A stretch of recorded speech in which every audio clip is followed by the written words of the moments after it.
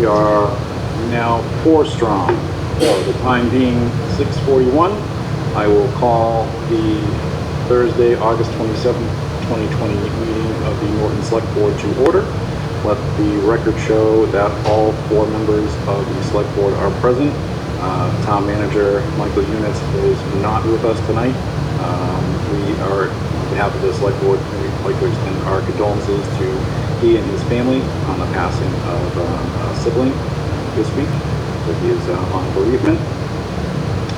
So our thoughts are with the Eunice family. We're going to get right into it tonight. We have some appointments. Michael, are you able to get to the declarations, or you need one of us to read them? If you would, that'd be great. I'm mobile. Okay. All right. Chief Simmons, do you want to, before we get into these, do you want to talk a bit about why we're here? Yeah, sure. So good evening, everyone. It's my pleasure to come before you tonight to request the promotional appointments of 3 members of our department, 3 excellent members of our department. All these members are highly motivated, they're hardworking, very skilled. I'm truly happy for all of them, and I'm looking forward to the benefits that they're going to bring to our department. And I believe the first on the agenda is Jason Robbins. He's been a member of our department for 23 years. He's previously held the positions of lieutenant, captain, and temporary deputy. He's a certified fire prevention officer and arson investigator for the Department of Fire Services. He's our lead arson investigator, and he's also played a key role in our transition to regional dispatch. He's excelled in all these roles, and I'm confident he'll do the same as deputy fire chief. If I may speak and add some color to Chief Simmons' description, I've actually known Deputy Chief, Assistant Deputy Chief, or Temporary Deputy Chief Robbins for a long time, and he's shown great ability to fit in, and he's shown leadership, specifically on the when we were looking at moving to a temporary or regionalization of communication center. I think he's a great fit, and I think this is a great opportunity for the fire department to move forward. Any other comments from the board? Chief, I believe this appointment for Jason was previously temporary, right, as of April? That is correct, yes. Okay, and there was one more position that was temporary as well. Can you just give us an update on that, and then I have some questions to follow. Yeah, the other temporary appointment that we made in April, I believe it was Ryan Hurd, and he's up for promotion to permanent lieutenant tonight. He's currently in the temporary role. And Robert Wood is he's been provisional captain for close to a year now. He's up for promotion to permanent as well tonight. Okay, and I know when we initially reviewed these back in April, we did amend the appointments, adding language that they would be temporary based on obviously we had some concerns, and I think we spoke at great length about the concerns just in the COVID environment, the potential for us to lose a significant amount of revenue in the town, and really how we were going to fund this. So, I know when we talked about it, we made them temporary, and we discussed, obviously the approval of the budget at the town meeting. That has occurred, but we're still in this environment where the economy, unfortunately, isn't recovering as quickly as the market has. So can you talk a little bit about how these positions are being funded?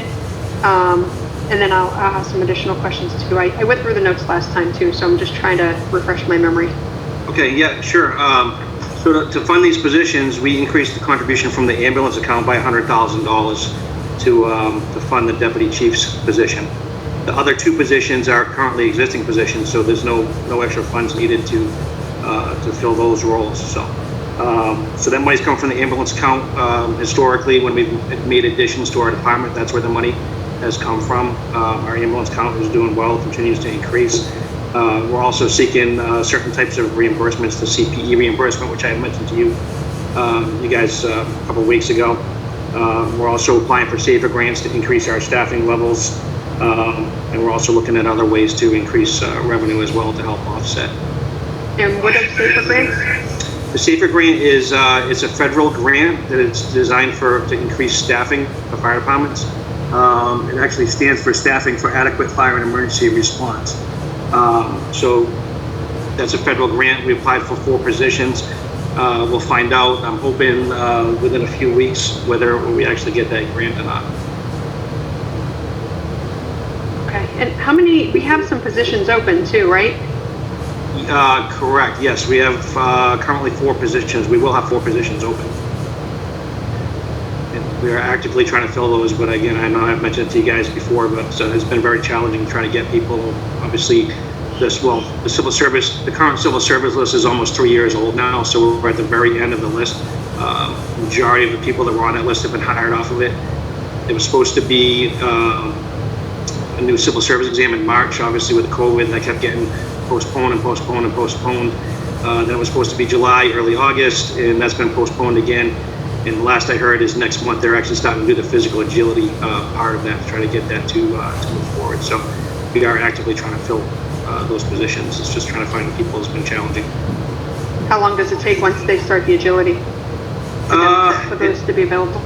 Yeah, it all depends. When they can get the written part of it done. That's what I guess the tough part is, because it requires a lot of people to be in one place at the same time. So they want to make sure they do it safely, and they're also having some challenges finding places to host those exams too. Historically, they've been in like high schools and those types of places, and they're having a challenge trying to find people to host those exams too. So hopefully within 3 or 4 months, that exam will be done, and soon after we'll get the results from it, and we can start trying to hire after that. So I have a question, Chief. Can I ask? Go ahead. Chief, you talked about additional funding. How does that play into this at this time? I mean, I know a year ago you got additional funding for a regular firefighter. How does that play into the deputy chief self-fulfilled appointment? Well, guys, hold on 1 second. I just noticed that the recording is paused. Charlene, do you have the ability to restart that? Hold on, I'll see. Okay, I'll ask my first question again. Sorry about that. Ray, was your not question recorded? No, I don't know how long the meeting has been paused. I just looked up and saw the red thing said paused.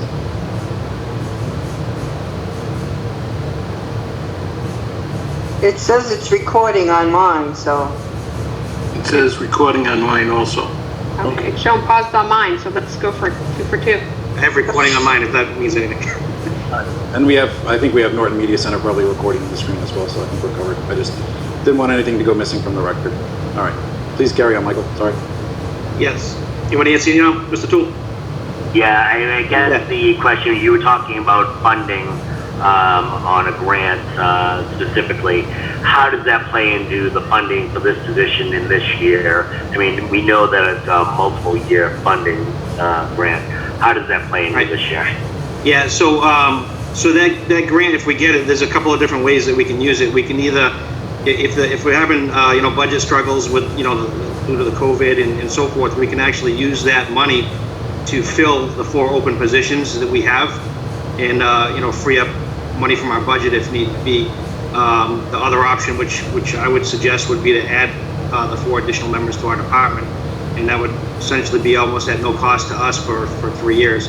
Typically, it's a contribution the municipality has to make. It's 30% for the first 2 years, 70% for the 3rd year.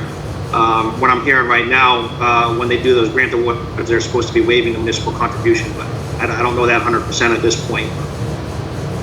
That answer your question?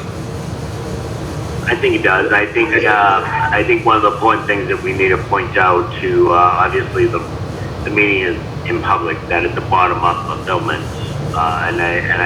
if you could explain how bottom-up fulfillment works, I think that's the most important thing. Yeah, sure. I'd be happy to. So by making another deputy's position, you'll see the captain will get promoted to deputy, the lieutenant gets promoted to captain, and the firefighter gets promoted to lieutenant, and that creates a vacant firefighter spot. We actually had funding for that vacant firefighter spot in our FY 20 budget. So that's kind of the bottom up how that works. Thank you. You all? And just to highlight there, Chief Simmons, you said the FY 20 budget, and we're into FY 21, so Yes, sir. Yes, that's correct. for a full year at this point. Yep, Chief Schleicher had put into that last year. Great. Thank you for clarifying. No problem. And Chief, you mentioned that, the way that the position's being covered financially is through the ambulance account, and you said it's pretty stable right now. What's the balance on that account? Last I checked, I believe it was about $2.6 million in that account. And that account is typically used to kind of reinvest in the fire department, whether it's salary or equipment? That's correct. Yeah, we use it for, we've always taken, so this year we'll be increasing it from $600,000 to $700,000 for contribution. And so that's typical. So this year, $700,000 will come out of that to offset our budget. And we also use that, like you said, for capital expenditures too. So that money will buy new ambulances for us, EMS equipment, and so forth. And what do you have that's coming due in respect to capital equipment? I'd have to pull out my plan. I don't believe, I looked at it the other day, and I don't think we have an ambulance coming out for a few years on that. We actually just took delivery of a new ambulance about 6 months ago or so. So we're in pretty good shape as far as that goes. The other thing too that you mentioned, and I briefly remember the conversation, but we were talking about the responsibilities of these positions, and one of the things that you talked about was, I had it, and it's in my note, and I remember the conversation, but you made comment to, we're already too late, and just like when you had looked at other fire departments and what they had for their support staff, we were a little bit behind. And one of the things that you mentioned was kind of getting us into what I'll say, paraphrasing, like this decade in respect to fees and the services. Can you touch a little bit on that too? Yeah, right. Our fire alarm system hasn't been upgraded in a long time. Our fees haven't been revisited in a long time.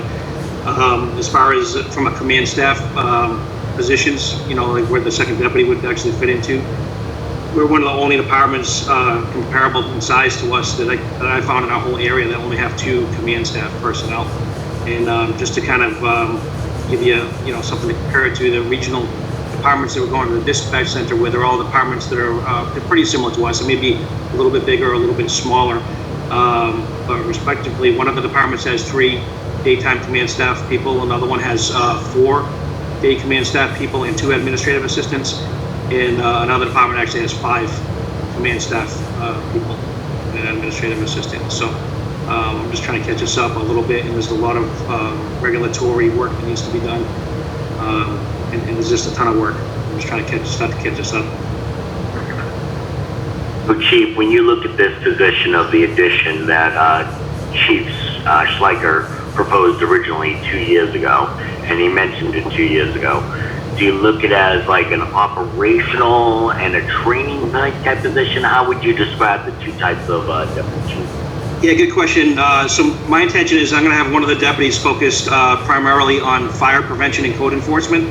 That'll encompass a whole bunch of stuff. And then the other one will focus more on operational aspects of the fire department, meeting regulatory requirements, policies and procedures, program implementation and oversight, grant procurement, regional dispatch liaison.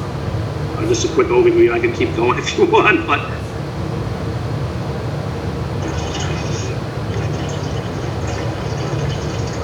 I think you and I met and described several positions.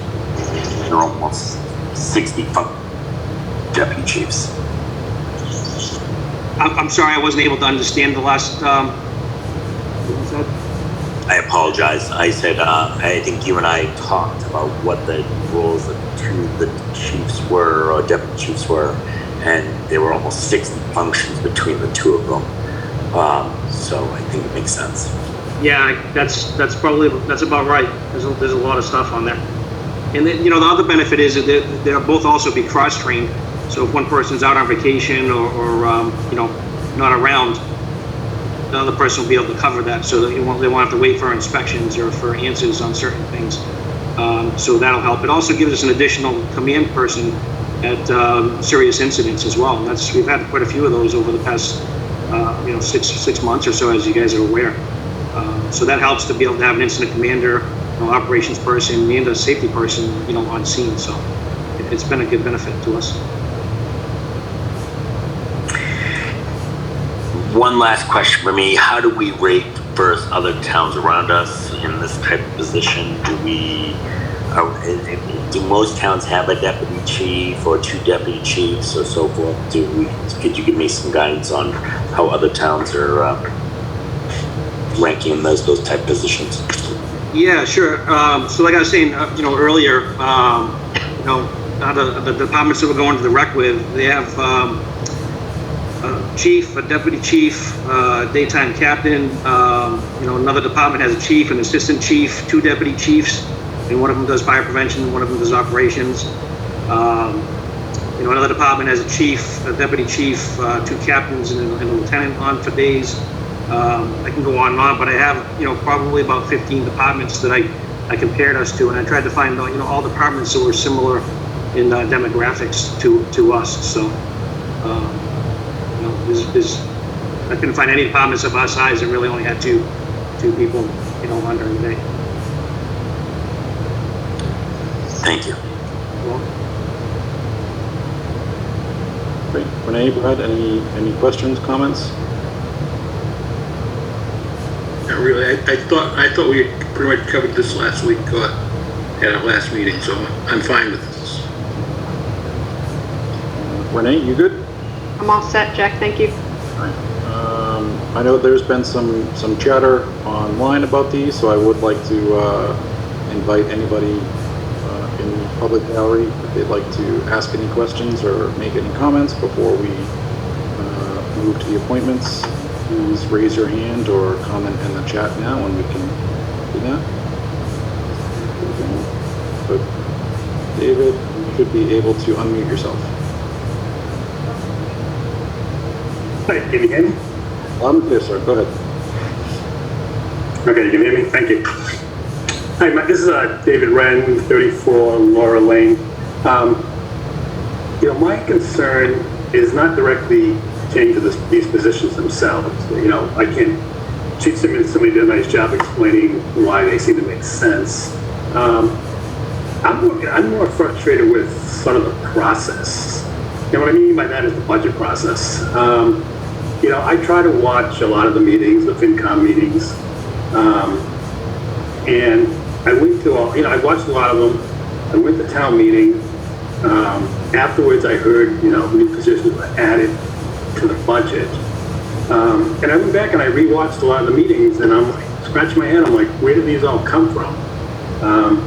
And so it was just very frustrating. And and now I now realize there was a meeting on, I think in April before the Board of Selectmen, and maybe there was a meeting in March when it was discussed. But I mean, at that point, the budget was very well ill-defined, I guess. Had a big deficit in it.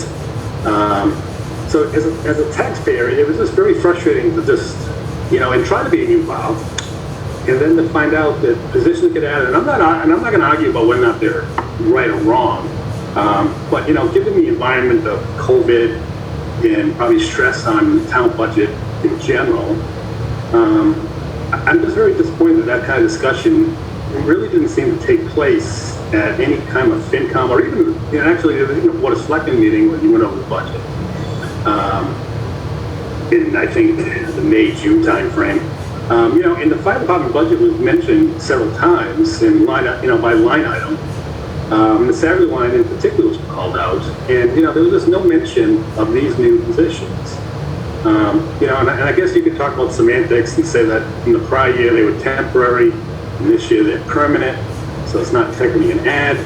But from my perspective, that's not being very upfront, and I just, it just leaves kind of a bad taste in my mouth. And going forward, we're looking for overrides in this town. And I think it's important that people trust and understand how the government works. And, for somebody who's at least trying to be involved, I find it very frustrating. So that's my 2 cents. The position itself, whether or not it makes sense, it probably does. It seems to. You guys asked some good questions. But as someone who's tried to be involved in the process and then just got very, very frustrated. And so that's my 2 cents. I don't think it does the town a lot of good when people are frustrated, like myself. I mean, not that myself I'm going to mean much, but, you know, I kind of feel like if I can't figure it out, then I'm trying to be at least somewhat engaged. You know, it's got to be frustrating for other people. So I don't really understand how we can have FinCom meetings, you know, multiple FinCom meetings, and you just don't hear anything. There's nothing about this. I mean, questions asked, I believe the chairman asked the question, if there are any additional, you know, heads added, and the answer was no. And again, you know, maybe technically that's not the case, but, you know, in the days of, you know, in this world of transparency, I just think it's so important that we go kind of above and beyond, I guess, and make sure that people understand what's in the budget. You know, the budget's confusing on a good day. You know, none of this was mentioned in the, you know, overview letter, you know, which is, quite frankly, probably where most people stop if they even read that. But the, so I just think it needs to be, that whole process needs to be enhanced. So, David, I appreciate you Yeah. talking to us tonight. I know this has been a important topic for you, and I know you have been trying to find the information, and I agree with you that it's very hard to be able to follow a thread from start to finish with all the various meetings, and I think it's unrealistic to expect the average resident to sit through during budget season anywhere from 6 to 8 hours of finance committee meetings a week and 3 to 3.5 hour select board meeting. So I think there is room for improvement when it comes to better documenting and presenting changes such as this, whether it's additions to the cover sheet. And you know, I feel very strongly about that because that was one of the things that was important to me when I was on the other side of the screen, trying to build an environment where people could trust what's being done. And I agree. I think perhaps there's you could dance on the head of a pin about semantics about when positions were, but I don't think that doesn't ring true to me. So I think there's definitely some room for improvement. I will say that Chief Simmons has been very upfront and in his dealings with FinCom and with us about the process and the headcount and there.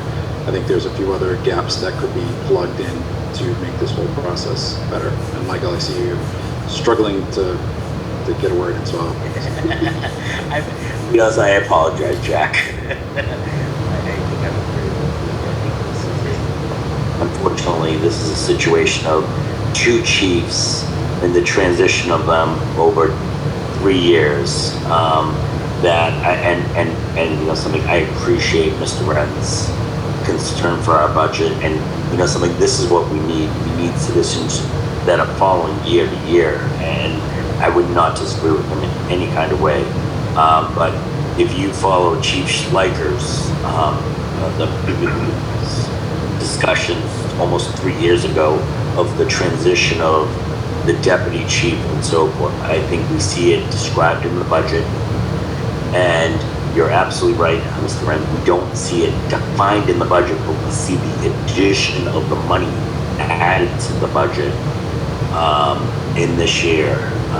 So I think what we have to do is we figure out a way to make sure that those transitions are described more openly, I guess, for lack of better words. But I think, you know, one of the things that I think Chief Simmons has done with us, he's very open to the description.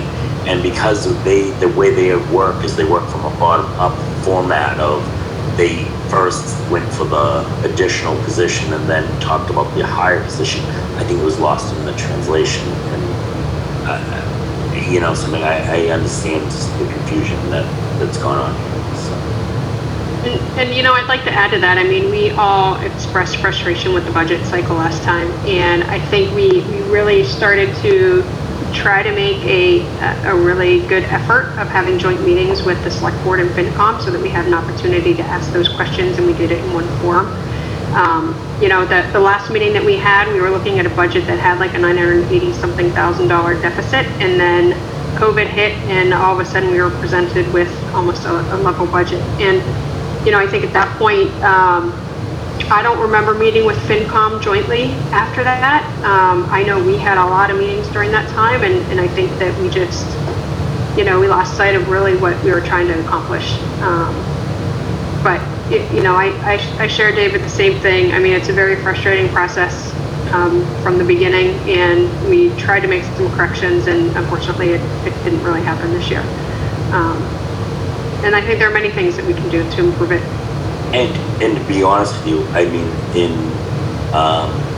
executive sessions, I think Chief Simmons has come out and said, this isn't how he wants to do. He doesn't want to present it this way. I mean, I think this, we were caught in like this catch-22 of cheap transitions, and I think we'll give spend time to Chief Simmons to kind of say, yeah, this is not how he wants to, this is not what he wants. But I think if you look at notes over 3 years, I think this position has been described to happen, but I don't think in the last year, I don't think it's been fully described. I can say to Mr. Renner, thank you for your question. I can tell you know, on my end, I tried to be very upfront about this position. My finance committee presentation on March 9th, I mentioned it a couple of times. We talked about it for about 5 minutes.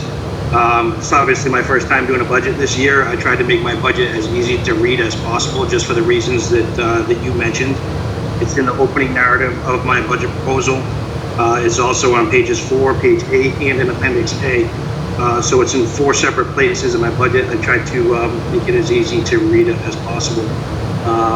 But you know, I'm more than happy. I'm totally transparent. I'm more than happy to sit with yourself or anybody from our community for that matter, and you know, I'll show you any documentation and talk with you about anything that you want to know. I'm happy to share information. So I have to see someone's interested in it. I appreciate that. Yeah, anytime. Can you hear me? Okay. Yes, sir. I wasn't sure if I was muted or how this works, so I can't see myself on the screen. So I don't know. I'm happy to sit with anybody, honestly. I have nothing. Yeah, you know, it was more, you know, again, I'm not questioning the need of this and even the upfrontness in the sense that I guess we were involved in the process from 3 years ago, but I just, you know, I listened to questions asked about the increase in the salary line of the fire department budget, and you know, it was all explained away as contractual obligations, and you know, it seemed like an opportune time. You know, this is, you know, it was a major item in the budget. It was a, you know, a significant item in the budget, and it just wasn't addressed. And you know, did it have to be addressed because you all knew what was going on? I guess not, maybe, but.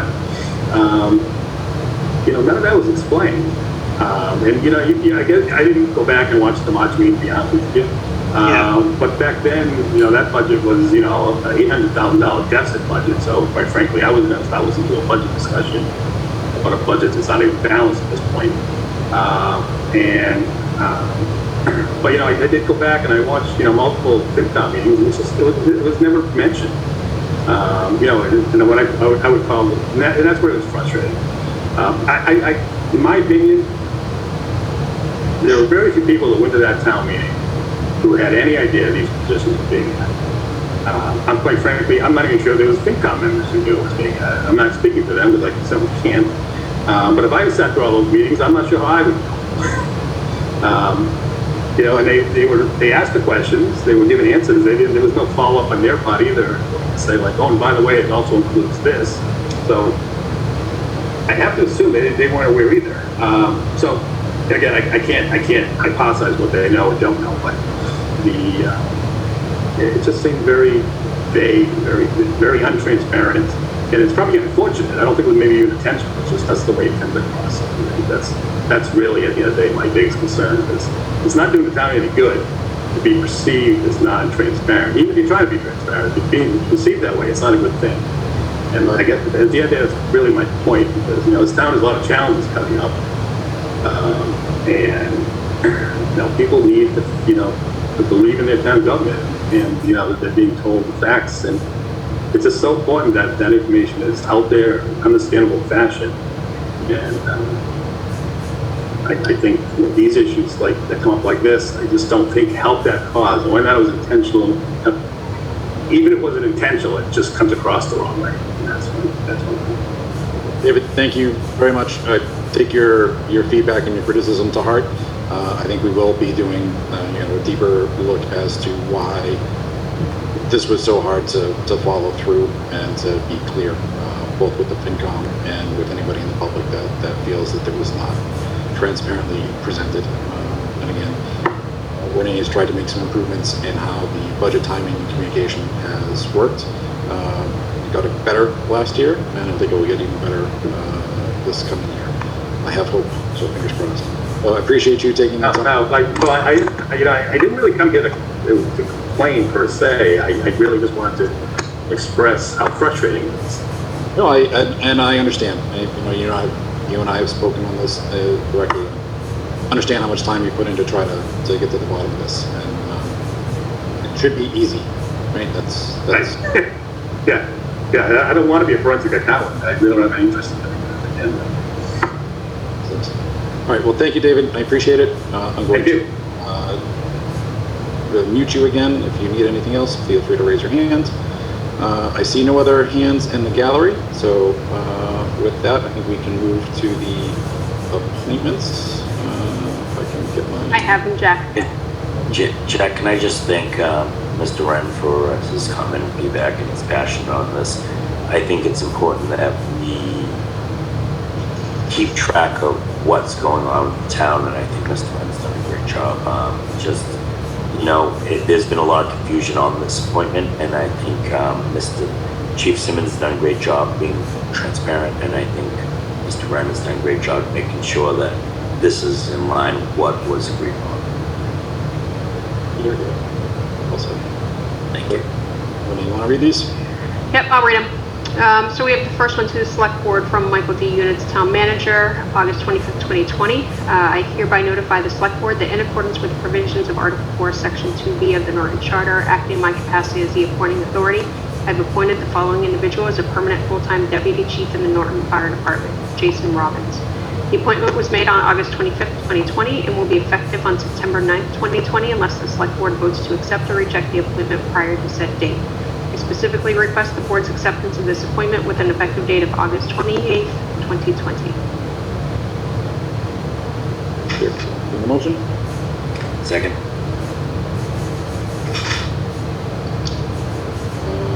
I don't think I can make the motion. So I'm moved. sorry, so moved. I apologize. I thought Renee was moving at that point. So moved. We have a motion and a second. Michael? Yes. Brad? Yes. Renee? Yes. I too vote yes.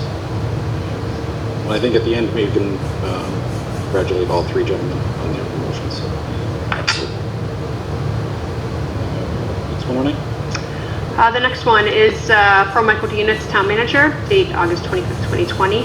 I hereby notify the Select Board that in accordance with the provisions of Article 4, Section 2B of the Norton Charter, acting in my capacity as the appointing authority, I've appointed the following individual as a permanent full-time captain in the Norton Fire Department, Robert Wood. The appointment was made on August 25th, 2020, and will be effective on September 9th, 2020, unless the Select Board votes to accept or reject the appointment prior to said date. I specifically request the Board's acceptance of this appointment with an effective date of August 28th, 2020. So moved. Second. Motion and a second. Any discussion? Will the vote? Michael? Yes. Brad?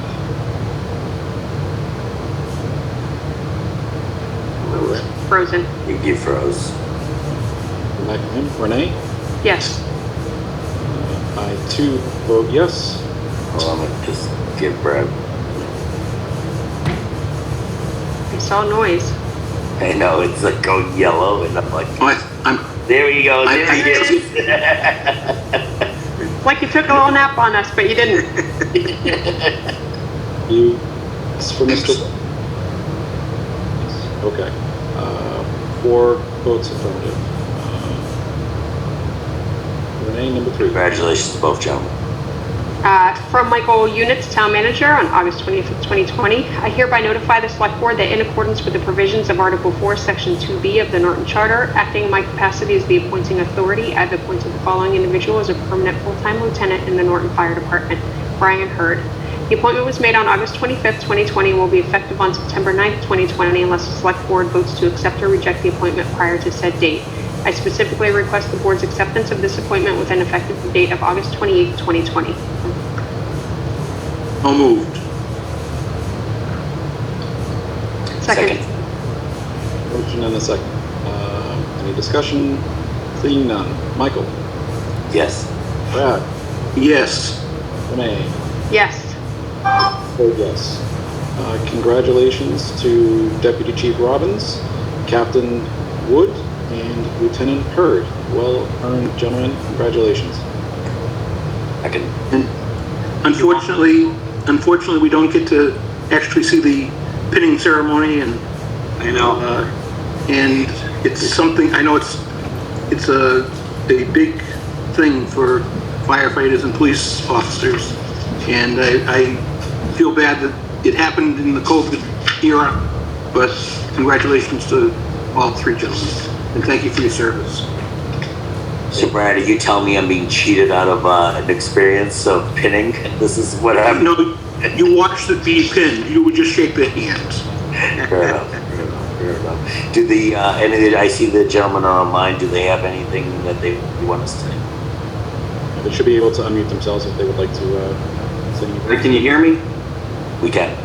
So, This is Jason Robbins. I just want to take the opportunity and thank the Select Board along with Chief Simmons for the opportunity, and I look forward to continue to move the town forward.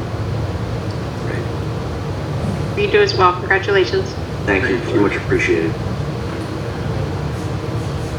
Captain Wood? Hi, good evening.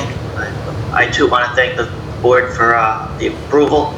I look forward to working with all my peers in moving the department forward. And again, thank you very much. Congratulations. Good luck. Congratulations. Congratulations. Lieutenant Hurd? Yeah, thank you very much. This is truly exciting. I've only been on for 6 years now, and it's been a lot of hard work to get to this point, so I appreciate everything, guys. Thank you very much. Congratulations. Congratulations. We appreciate all your gentlemen's service to the town. Thank you, Michael. Excellent. Congratulations, gentlemen. Thank you, Chief. Anything Thank you all else? very much. Much appreciated. All right. Have a good night. Good night, Chief. Guys. All right.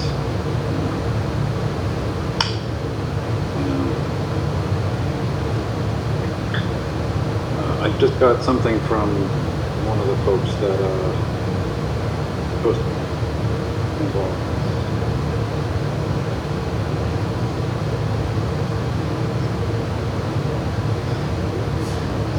All right, we have one more appointment, Renee.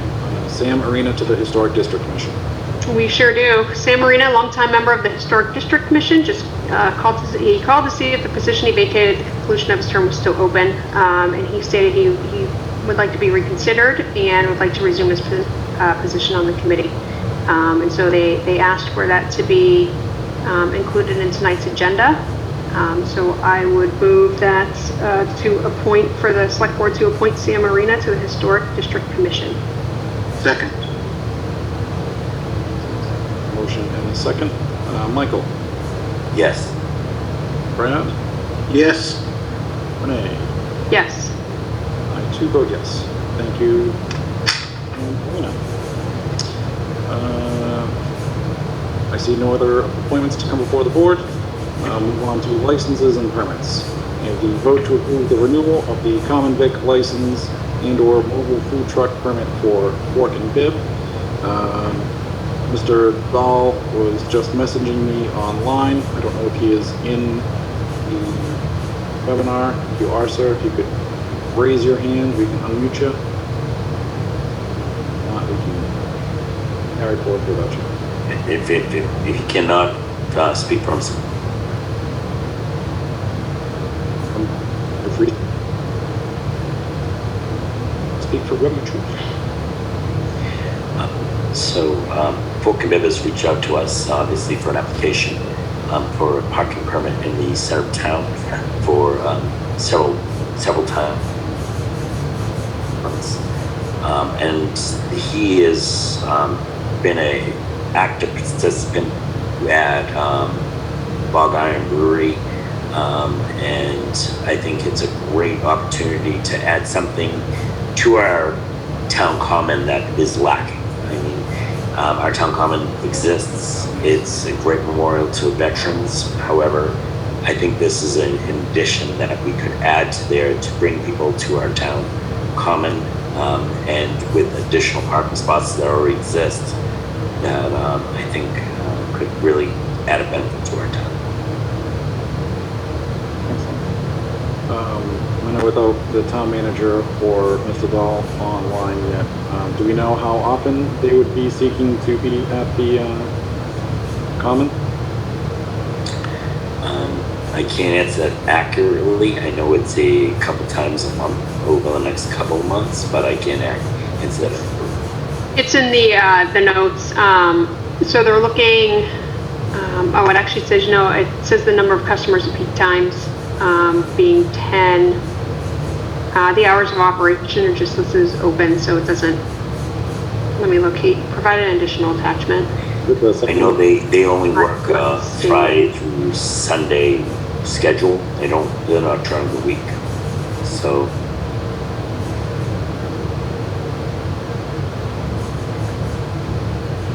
Michael, do you know, did they indicate, because it's not on here and I'm just not familiar with it, what are the provisions that they have to have for COVID? I imagine social distancing, but do they have to supply, hand sanitizers as well for an outdoor establishment?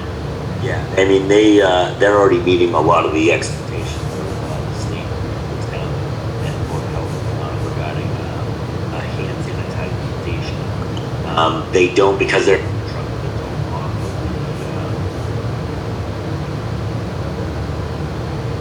sanitation but they do offer a hand sanitization. They do have a hand wash and Board of Health standard for their own inside the truck. So, I mean, I think it's very limited on regards to what they offer to the outside, but they do offer a hand sanitizing station. And thanks. Jen just pointed me to an email where they are looking to do lunch a few days and some nights. So lunch would be from 11 to 2 and evenings would be 6 to 9. And like Michael said, I think that is on weekends. And Jack, we do have a question, a hand raised as well. We'll get to the public in 1 second. Sure, I just want to let you know. If I may, I have a problem utilizing the parking zone. Those are all unlimited, and I'd like some assurance they're going to make sure that the common is cleaned. I think that's a very fair request, Mr. Bradburn. Absolutely. To make sure that whatever motion gets made includes provisions, make sure that. Yeah, there is a provision in there as well that they pay to have the trash removed by dueling, but it's a good point, Brad, because others will be walking away with their materials. But, I mean, I think it's very important that we remember the common. It's not only a very common space, but it's also a memorial to veterans. And I think, speaking to Mr. Dahl, I think he recognized that. And I think any motion that's mentioned in cleanup and the respect of it's a memorial common. Good. Any other questions or discussion amongst the board before I go to Paula Foss? Okay. Paula, you should be able to unmute. Thank you for joining us. Yes, I did. Thank you. I'm sorry, I just got into this listening to. There's going to be the beer company from town. They're going to be at the common, the park there. This is not Bog Iron. This is food truck. Right. Pork and Dip. Okay. They used to partner with them. Food and water. They used to be out of the Bog Iron parking lot, but they're completely separate entity. There is no provisions for alcohol, liquor of any sort.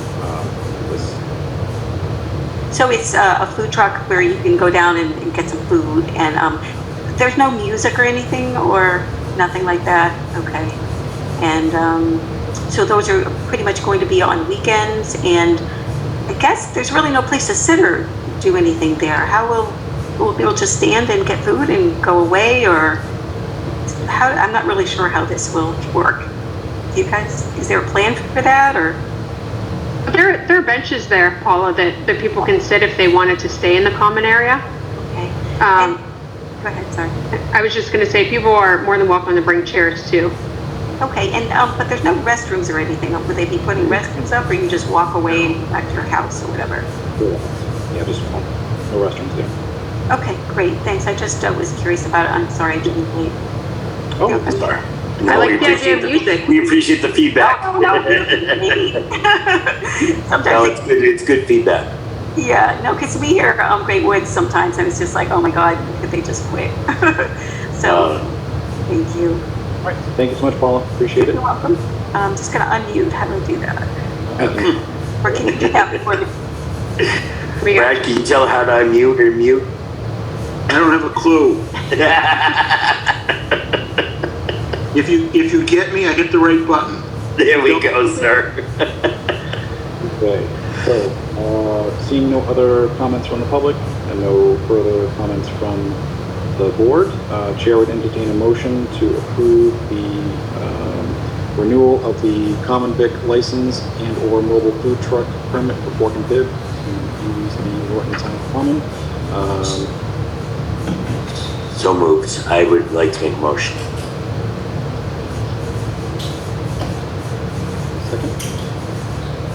Second, you mean an amendment, Michael?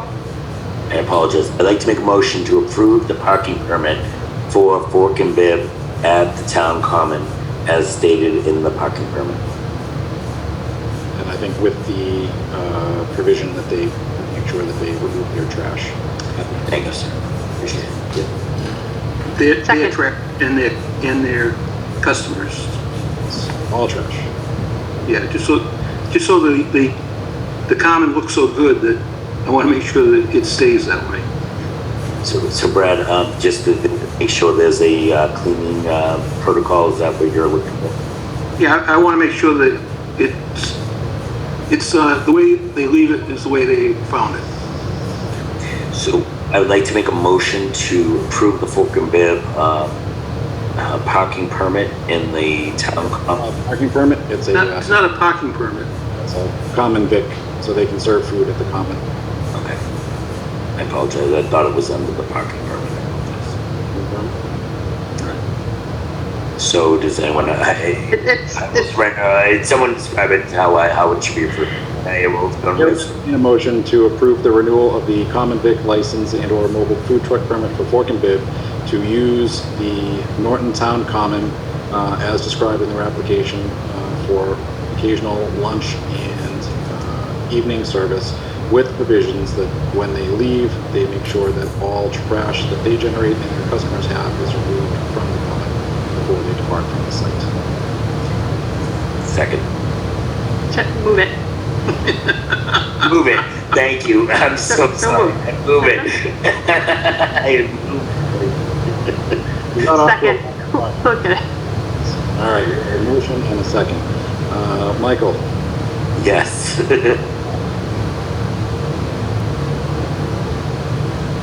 Brad? Yes. Okay. Is that your yes? Okay. Yeah. Renee? Yes. You voted. All right, thank you. Took a while, but we got there in the end. Yeah, I apologize. I think I made that a lot more difficult than it had to be. Moving on to announcements, we have the special town meeting on Saturday, August 29th at 9 a.m. at the Norton High School football field. I believe this was set up as a rain or shine, hoping that we would have a shine day, and it seems that maybe not the case. Positivity, Jack. Positivity. I'm positive that it will rain at least a little bit. Umbrellas Actually, it's the remnants of a hurricane just set. It's funny, it's the only day that shows the possibility of rain in 5 days. Yes, police sure do know how to pick them. Yeah, absolutely. Special town meeting? What's that, Jeff? You cut out. Any other comments on special town meeting? I don't think so. I hope that folks show up. These are the articles that were postponed from the spring town meeting. I believe all of them, we may have one or two that are not, are related to zoning, two of which specifically are related to economic development. So we're hoping folks come out for discussion and an approval of the articles.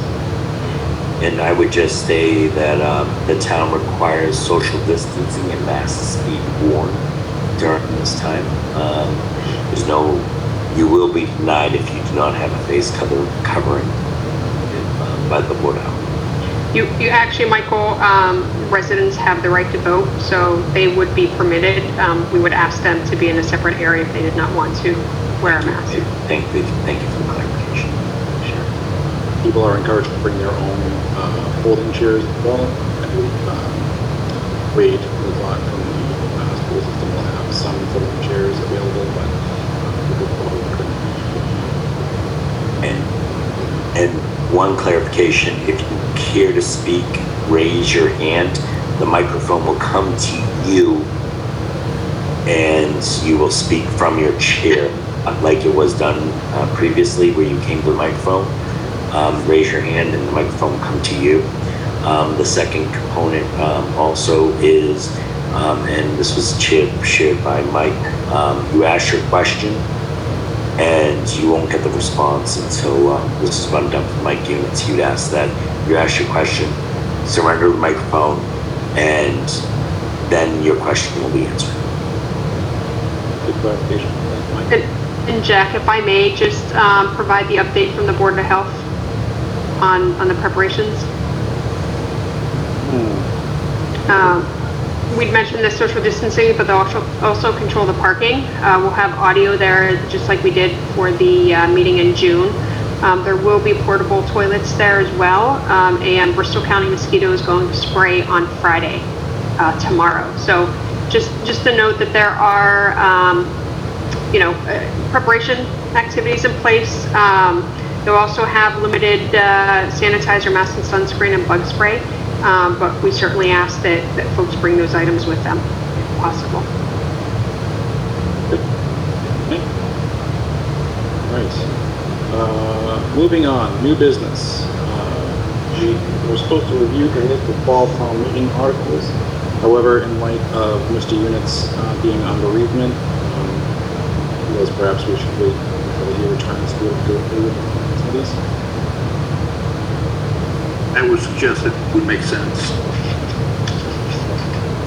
So we'll table that. Whole business, Norton Meals Program. I don't know if Matt Wells is on. Matt is on. Matt, I'm loading you to be able to speak. Hi, everybody. Good evening.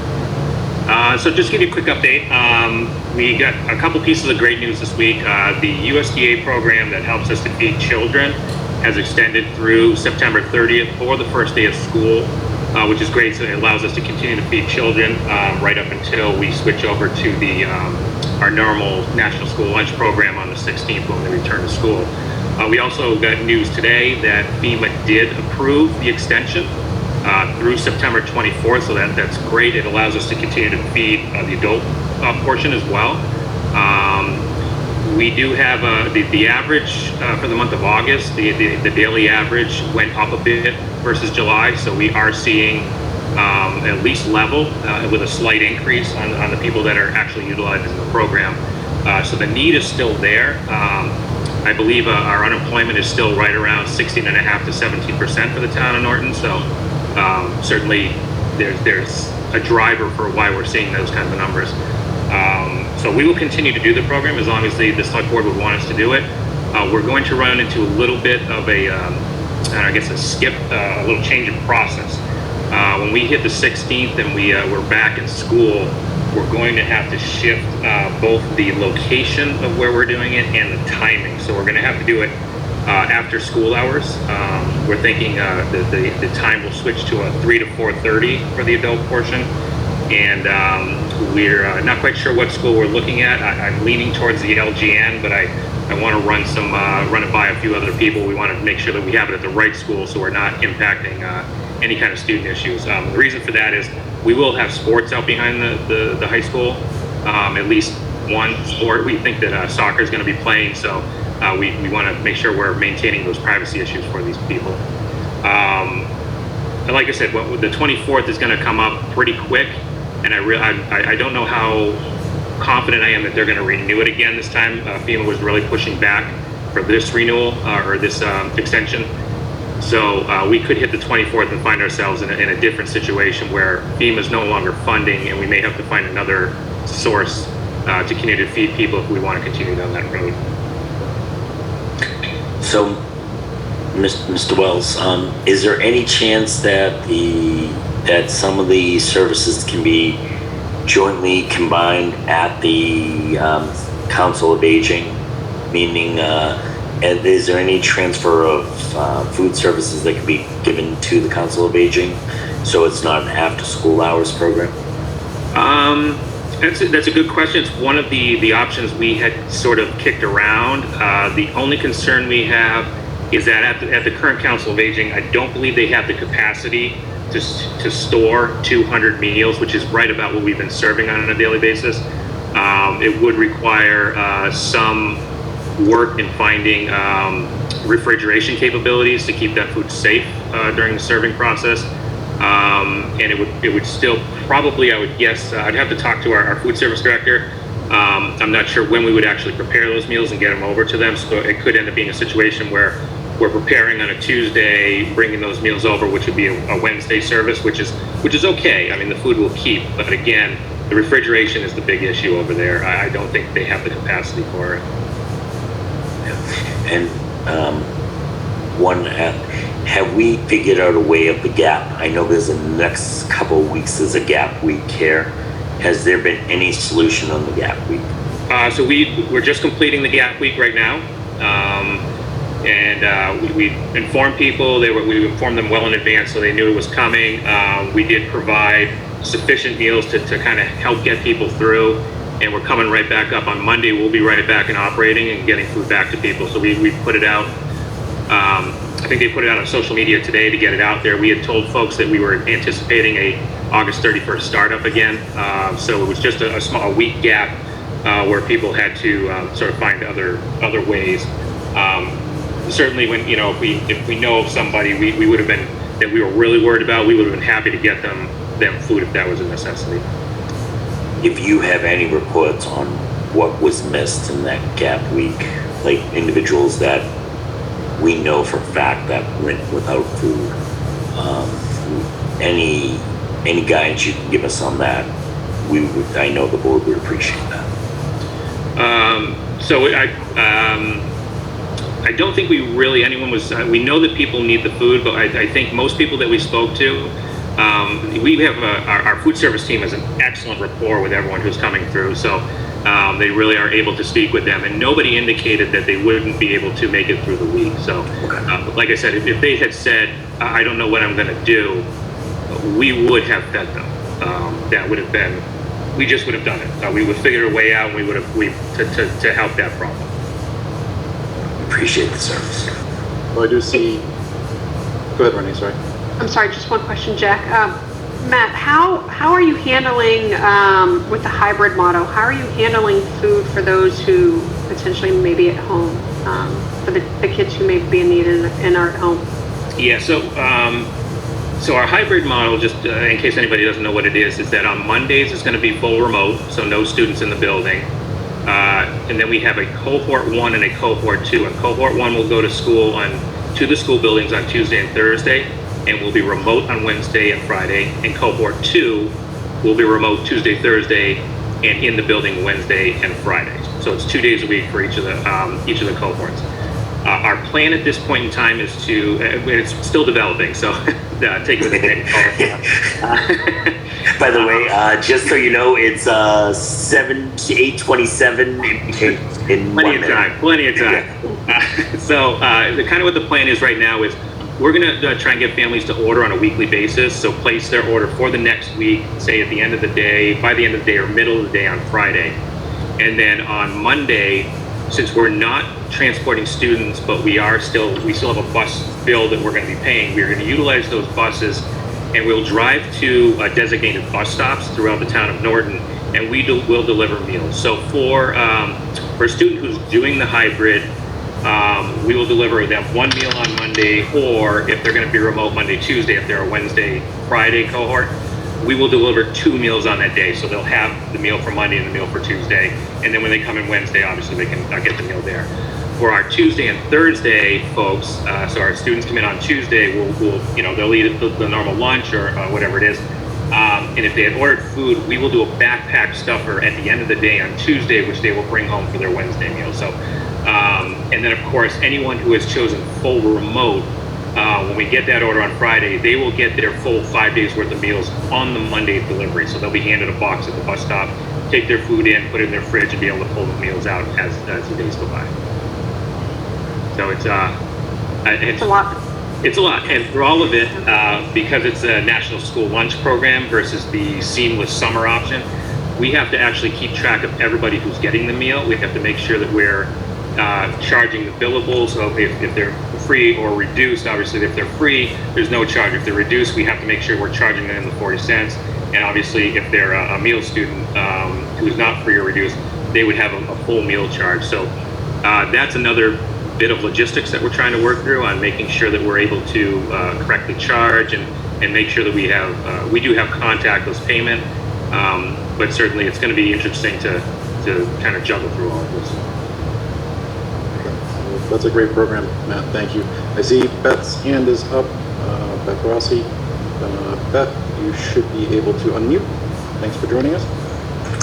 Yeah, I just wanted to say last Friday we put a flyer together, actually 2 flyers, one for seniors and one for all ages, and dropped it off at the schools to hand out to people so people would know where the resources are in the community. The senior center is doing grab and go for seniors twice a week. We have about 22, a little bit up from last week, people who are using that service. We did get 2 emergency calls this week of people who said they needed food, and we were able to meet those needs with some gift cards and some non-perishables that we had on hand. So we also were given the list of the families and people who were getting meals delivered to them. I know some of the deliverers were very concerned about a couple of the older residents that they were delivering to. We called each of those residents and were able to got meals to them for this week and also sign them up for Meals on Wheels, so they're getting delivery on a permanent basis. So we've been really working closely with the schools and in the community to help with food insecurity. That's wonderful. Ms. Rossi, I'm glad to hear that you guys are working together. Is there anything that, just out of the top, that you have a need of that Mr. Wells may not be aware of? I don't think so. I mean, I think we just need to keep letting people know that, the senior center is the human service center for the towns, and if anybody has any needs, we're doing food stamp applications constantly. So if people are struggling with food insecurity, even if they're laid off and they may get rehired, they may qualify for food stamps. And I know the people at DTA are being a little more relaxed with that, as far as they're not doing the thorough investigations. So people can either sign up for food stamps online, or we do it over the phone with people. My computer is sort of hooked into DTA. We can automatically upload documentation, which really expedites the process for people. So we're a great resource, and I think we just need to make sure people know. I did put that on all the flyers that I sent out, that we, do help with food stamps. But people need to sign up. Is that on our town website, those services to apply for food stamps or so forth? I know my newsletter gets posted on the website. I did email a copy of my newsletter to Renee and Jack because you guys asked for it. I'm sorry, Brad and Mike, I didn't have your emails to do that. Yeah. But I can double check and make sure that information is there. I'm pretty sure it is. We'll work with Mike's team, to make sure that if there's a link through the state that should be on our website, we'll work with them and I'll put that on our to-do list. Right. I mean, I think if people feel comfortable working with us, it's kind of a better deal because we have access to that computer and we can get notifications when we need to contact people to recertify or if their benefits are changing. It's a really awesome partnership that we have with DTA. It's really helpful for the people we've been working with. Great. And before we let Beth go,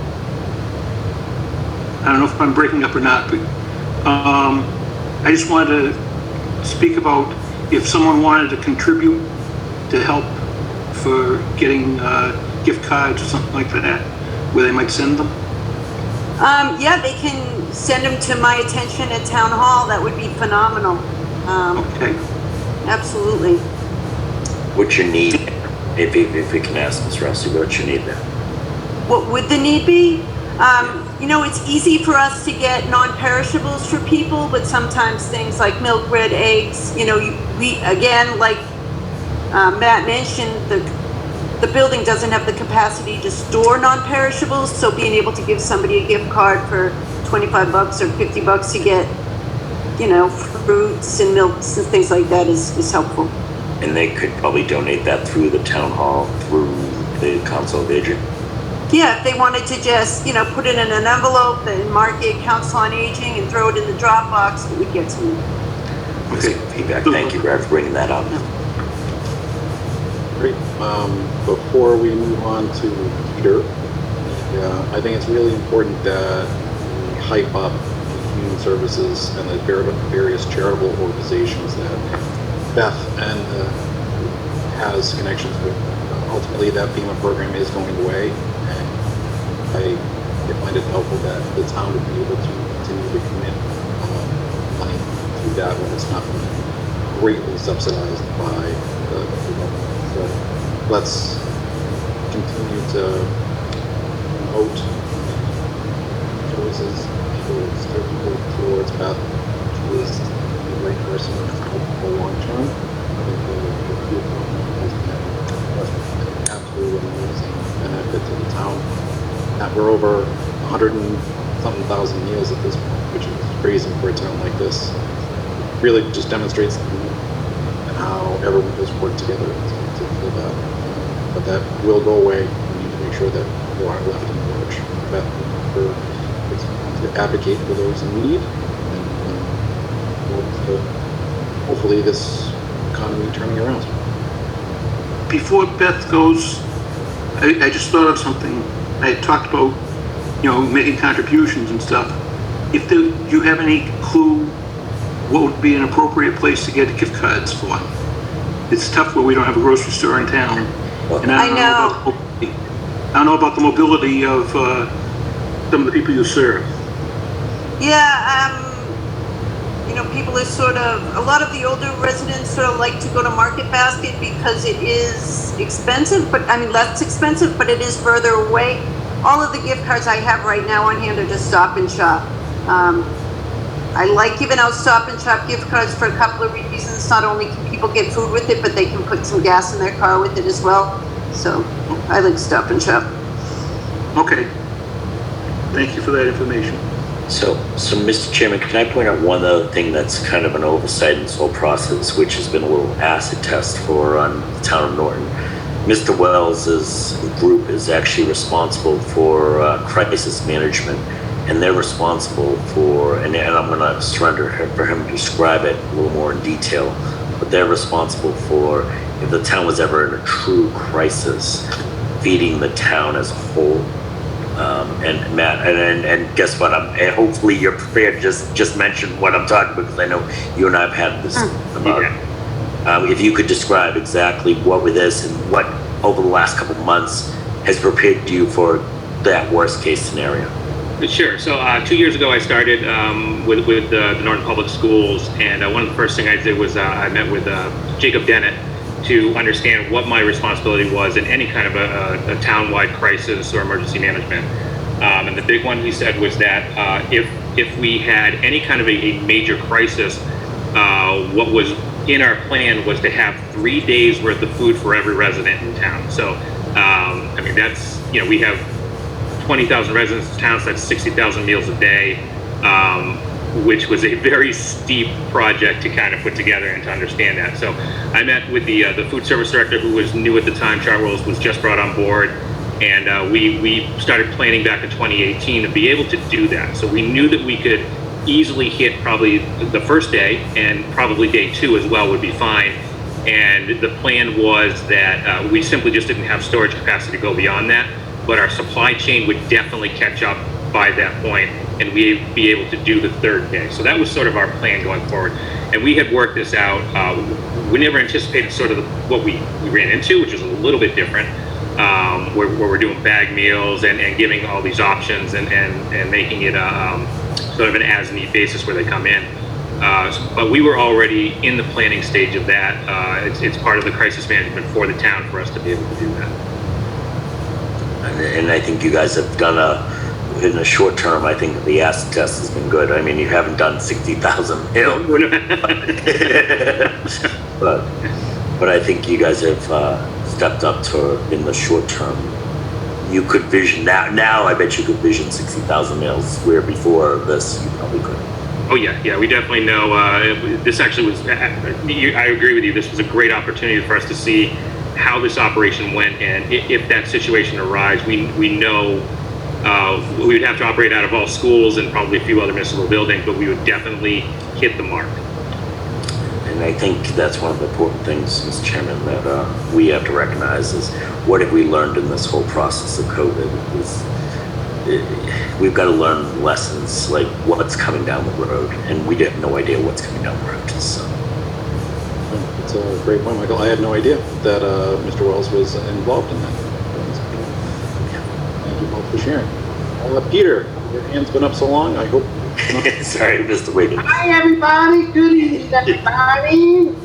Thanks, Beth, for providing this program to all the people in the town of Norton, especially to the older ones that are in need of meals. And you do a great job for this community, Beth. And even I mentioned you on my radio show on WARA and ever this afternoon at 2. Did you hear about that? Didn't. Right? Excellent. Thank you, Peter. Peter, appreciate your support for Beth. I'm sure she appreciates that as well. And all right. Anything else for Mr. Rossi or Mr. Wells? If I could just say one more thing, I do the planning on this, and Mr. Vaccaro and I work through all of this. But if you haven't been following them on social media, our food service team has not only taken the reins of this and really provided a lot of food options for people, but man, they have made it fun.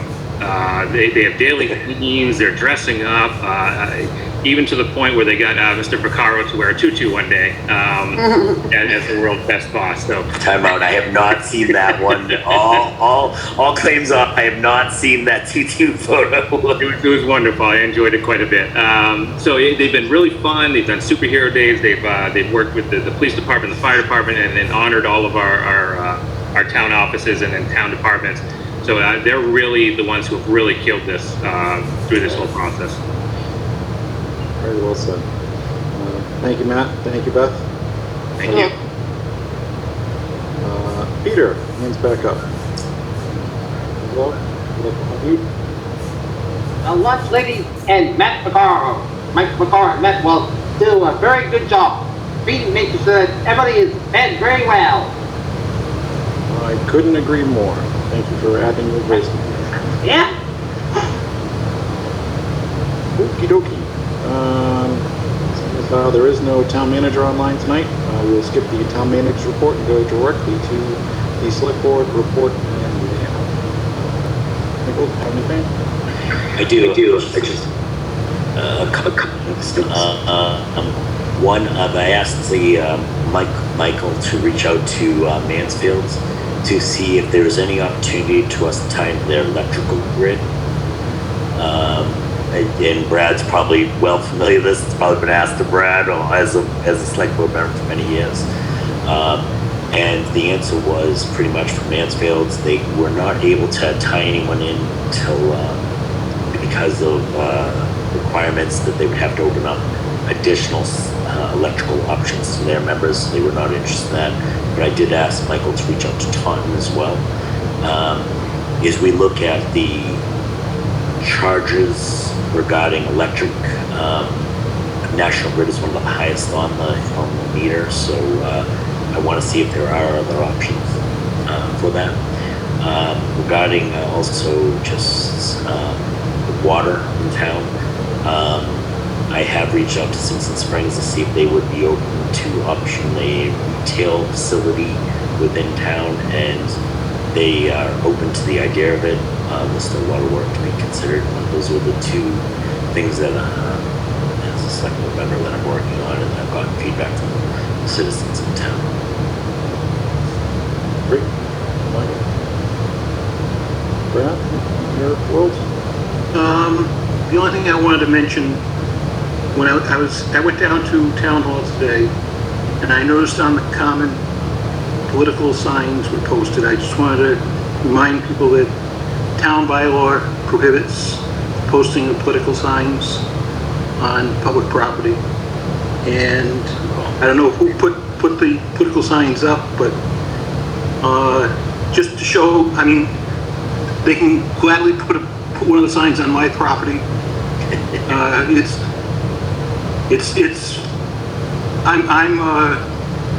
I'm trying to think, unenrolled. I always used to be independent, but I couldn't be that anymore. But I'm unenrolled, so I don't get into the primaries, and it's got to do with primary elections anyways. But it's nothing personal. It's just that is the rules. And if one of those signs, somebody wants to stick it on my property, that's fine, because I know what it's like to try to find a place to put signs. But I just want to remind people of the fact that public property is not a place that you can put political signs. And I think, Mr. Bramwell, I think we would inquire Mr. Silver, the Highway Department, to remove those signs. If that's typical of procedure, correct? I've already seen to it, and I'm not going to get into history, but... No, but typically we ask the Highway Department to remove any signs on public property. That's usually exactly the managers. Yes, correct. But like I said, nothing personal. It's nothing about the candidate. It's just the bylaw, and just to show that it's not personal, my lawn's open to anybody who wants to. Can't wait to see what it looks like in a couple days. I was going to say, we're going to lay 25 signs on your lawn, Brad. Hey, as long as I can mow the grass once in a while. Is your grass even growing? The weeds are. The grass isn't. The weeds are. I think that's a very important message that we send, that the town property is not a political stand. We wouldn't accept the town common, and I think any sign will be removed on public property. And it was even worse because they were actually attached to the new fence on the common. Now, really, why you rallying me up, Brad? Right? Well, maybe, come on. No, I'm just saying, they did a nice job of it, but it's not appropriate. It's not. I just wanted to remind people of that. Agreed. I would agree with you. And that's all I got. Thank you. Renee? Jack, I was hoping we could ask our town clerk to speak. I just wanted to see if she had an update on the early voting. And then I did hear that, I think it was a court decision where they mentioned specifically that for the primary, the mail-in ballots have to be received by a certain date, not just timestamp. But if she can give us an update into how the latest activities have been going. Lucia, you go. Here. Can you hear me? Yes. Yep. Okay. Hello. Are you having fun, Lucia? Let me ask you this. Are you having fun? Before you give us any update, are you having fun? Just having a No, it's all good. The deadline yesterday for primary ballot, the vote and application cards, Charlie, sorry. Yesterday was the deadline for those. And everything has been mailed out that we received, the primary, and as far as the special town election, all ballots received as of today have all been mailed out. And that deadline is, I believe it's next Monday for the special town election. But the primary, that's it, as far as the cards go. So Lucia, just to clarify, the date to request the mail-in ballot for the special town election is on Monday? Yes, the cards that come in the mail, yes, that is, the deadline is, I believe it's Monday. I have to double check, Jack, I'm sorry. So the Supreme Court, the state Supreme Court ruled that there will be no extension, anything dated. It needs to be received on the date of the election, to Renee's point. That is... Will be no extension, doesn't matter postmark. No, that is, if someone gets a ballot, the card deadline, there's a deadline on the cards that went out. If somebody has a ballot, they have up until 8 o'clock on the election day to return their ballot, but it has to be returned to the polls. So if you get your ballot for the primary tomorrow, then you can leave it in the drop box or you can bring it to the polls up until 8 o'clock on Tuesday. And I just wanted to apologize to Keith Silva. I called out Lucia saying how great a job her and her team are doing getting the ballots out and getting that box installed, and I did not give enough praise, and I ignored the praise of Keith's team to install the box. So I just wanted to make sure this is a Herculean task from the clerk's office to the highway department to everyone at town hall to ensure that every vote is counted from the state primary to our local special election to actually the general election. So I just wanted to thank everyone on that. And Lucia, do you have numbers on what people have submitted? Renee, I'm sorry, I don't. We've been concentrating on getting all the ballots out because of the strict deadlines and the pressure we're under. So I have not gotten the exact totals, my apologies. But I will probably have those by the end of the weekend. The state does not provide us with any extracts that can show us what's been put in the system, so it's basically practically just a whole manual count by pulling reports, and it'll be a hand count thing that we just haven't had the time to do. My apologies. Sure, no need to apologize. Have you found that the mailbox there has been beneficial? Awesome, absolutely fantastic. Yes, it's fantastic. Big help. Yeah, that's great. So excellent. Question, Lucia, with regards to the Dropbox. So if I have a ballot for the primary, do I need to bring that to the polling location on Tuesday, or can I put it in the box? You can put it in the box, Jack. You can put it in the box.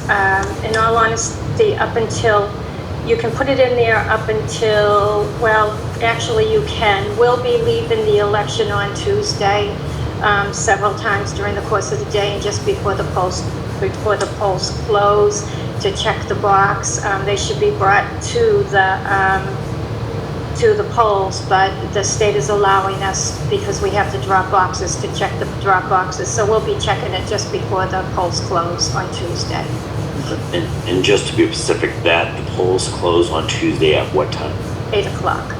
So after 8 o'clock, and tell me if I'm wrong here, after 8 o'clock, you can no longer put a ballot in that box after 8 o'clock to be counted. After 8 o'clock, you cannot put it in the tabulator machine. No, that is correct. So that basically is it.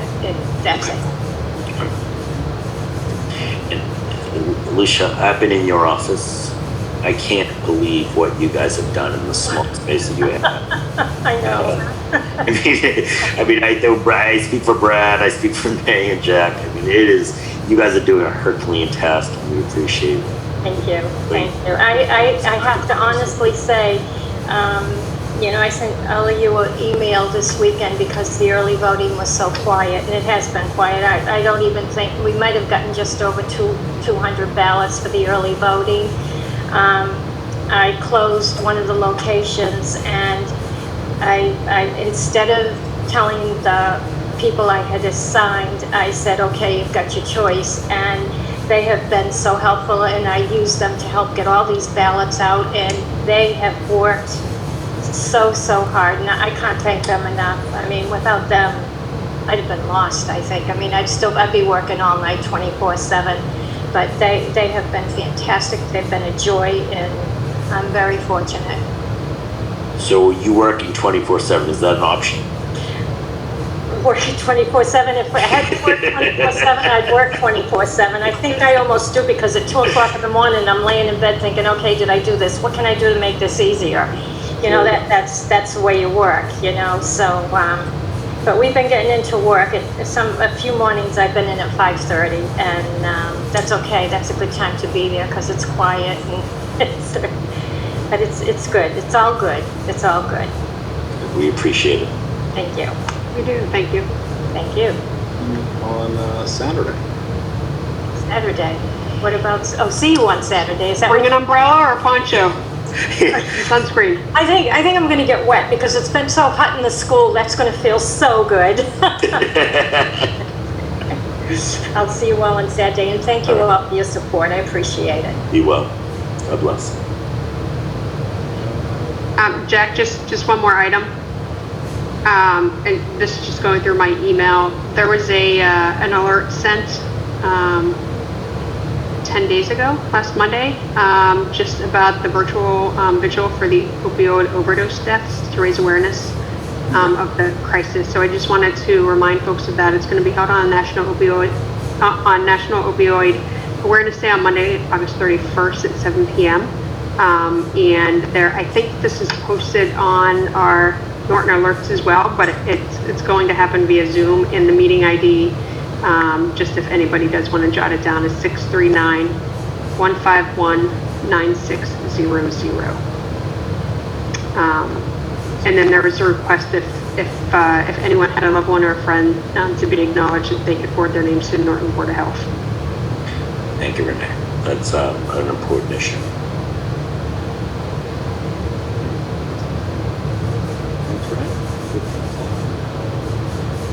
I have anything to so we'll go on to warrants and minutes. So I approved payroll warrant PR 21-05 for the week ended August 22nd, 2020. Warrant dated August 27th, 2020. Amount of $757,587.09. And invoice warrant AP 21-09 dated August 27th, 2020. The amount of $1,421,923.19. The majority of that one was an $825,000 payment for town health insurance. Nothing else caught my eye going through there. Moving to minutes, I will sadly admit that I have not looked at the minutes as much as I would like to say that I have. I don't know if anyone else has had a chance, if we can clear one or two of these. Can I ask the question, Mr. Chairman? How do we clear this up? I mean, is this normal? And I will surrender. We've had a backlog of minutes. How do we clear up the? Is it bad? Is it not bad? I don't know. If you have any, Michael, that you reviewed, down, so I'm like, Brad, what's the norm? Yeah. If you've had any that you've reviewed, I mean, you could certainly, motion for them to be approved. I don't know if Jen has had an opportunity to get, and I'm sorry because I haven't been in email in a couple days. I don't know if she's had an opportunity to make the updates to the March meeting. That is the oldest one right now that we have. I also don't want to listen. minutes are one of those things where they're available and everyone can see them, and it's up to this committee to review them, make sure that it's accurate. But I don't know what's appropriate. I honestly don't know what's appropriate, not appropriate. I see like a backlog and I get anxiety of like this backlog, and I'm not sure if that's normal, not normal. No, it's not typically normal. My preference would be that we don't have a backlog, but I think we had a very long stretch of long meetings and meetings weekly and a couple twice a week, and it certainly put us behind. I would like to, I was in the middle, I was almost actually done with the May minutes until the hurricane decided to increase in intensity, and then I got distracted with, real work. But I'd like to hopefully at the next meeting get through May and June, and then I think it'll be fair. I can't remember if we have a lot for July. I don't see it on. 3 of them. 3 of them, yeah, and I think the one's pretty short if I remember. So let's do this. To be very honest, please. I've read all of them up until the August, and they were all satisfactory to me. But I couldn't tell you anything specific because I read them at the time they were sent to me. So I mean, and I would have to go with Brad. I've read them through July, but I will surrender. I am not as critical on minutes as most. So no. I mean, I would say let's plan the next meeting and get through. I've already submitted some comments back. You guys have those for March. I won't have time to do May this week, but I can do it next week. But I think June is, that was a pretty busy month, but I think we could probably get through June, in the next, we're not going to meet for another 3 weeks, right? Because our normal meeting date was the 3rd. So I think we can get through the June ones. And then that just leaves us with a handful. So, and that's what I think we should just commit to is let's get through June and July. Anything prior to June, July, and then to this one, just to get August. So what I would like to propose in the effort to clear this up and to not have the burden fall on Renee to go through, let's divvy them up. And each of us is responsible for vetting, there's 11, so call it 3. And then we take accountability for coming back with those and do that. So. Well, like I've said, I'd be willing to move all of them through August right now, but I don't want to do that only because Renee, I'm sure, wants to review them more thoroughly than. So I think splitting them up. It's fine if people are going to, take my word that it's all right. But like I said, I'd be willing to move the first 10 of them right now. I'd like to do a cursory review. I know I've looked at a couple of the executive sessions because I went back just for my information on those, but I don't remember them in great detail right now. And my desire for that comment is not to call anyone out, nor to put anyone uncomfortable. I think Michael, it's our own check and balance, right? So but when I see that list, I get anxiety. I did until Jack became chairman. The list wasn't that long when we got hammered with meetings. I think we had 4 in May, and then it doesn't take much to get me anxious. Yeah. Well, Brad, have you met me yet? That's my norm. Here's the deal. If Jack is successful at keeping us at the 2-hour mark, I think that we would be easily able to approve minutes the week after, or the meeting after we actually had the meeting. That'd be fine with me. On both counts. The goal is like 30 days, right? So we're falling way short of our obligation to the residents of the town. So I agree. But unfortunately, meeting minutes become the easy thing to kick out when you've been here for 3.5, 4 hours and don't want to get frazzled. So I would very much like to get through July, just through August 6th for the time being.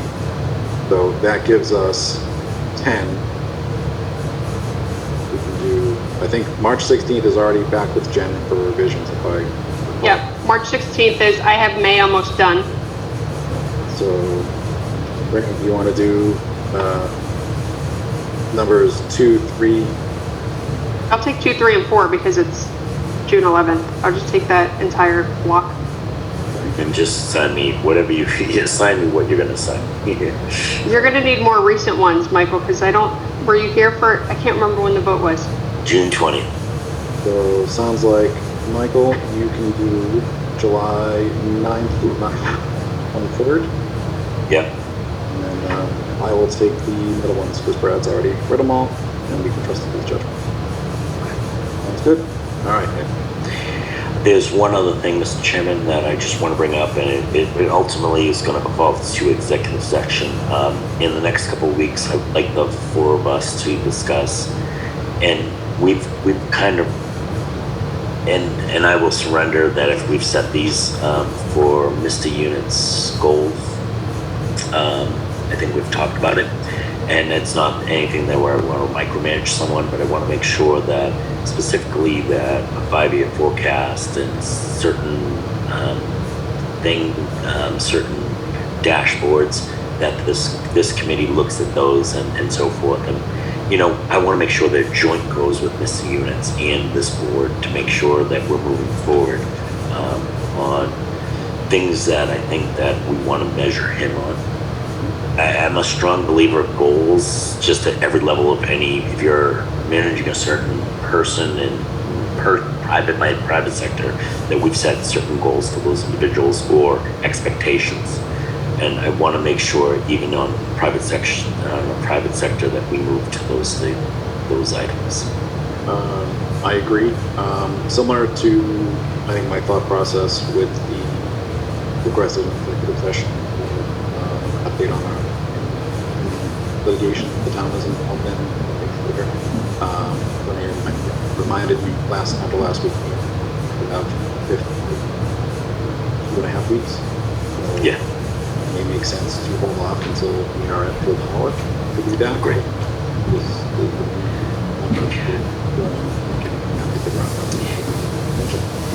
Agreed, because I don't think it's fair to him, where we're holding him every year. We hold him as a group responsible for certain things. I want to make sure, as a new member, he's clear of what I'm expecting of him, and you all are expecting of him, and the town is expecting of him. And it may be, and more importantly, I want to make sure he accepts what we're expecting, right? I mean, it's unfair to put expectations on someone that they have no idea what we're expecting. And I think this will make everyone's job happier in the long run. Excellent. Fully agree. Our next meeting is set for Thursday, September 10th. I'm sorry, what was the date? September 10th. 10th. So Jack, we're going off. We actually decided last night we were going to have an EDC meeting then because our schedule was the 3rd and then the 17th. This was kind of a switch in the calendar. So meeting TBD. We can talk with Mike when he's back and find okay. And with all due respect, Mike's going through some personal stuff, and I don't want to share all the details if you share your thoughts and prayers with Mike right now. He needs it. Very good. Okay, there is no executive session tonight given Mike's leave. So, seeing no other business to come before the board, Chair would entertain a motion to adjourn. So moved. Second. Motion and a second. Michael? Yes. Brad? Yes. Renee? Yes. And I too vote yes. Thank you everyone for joining.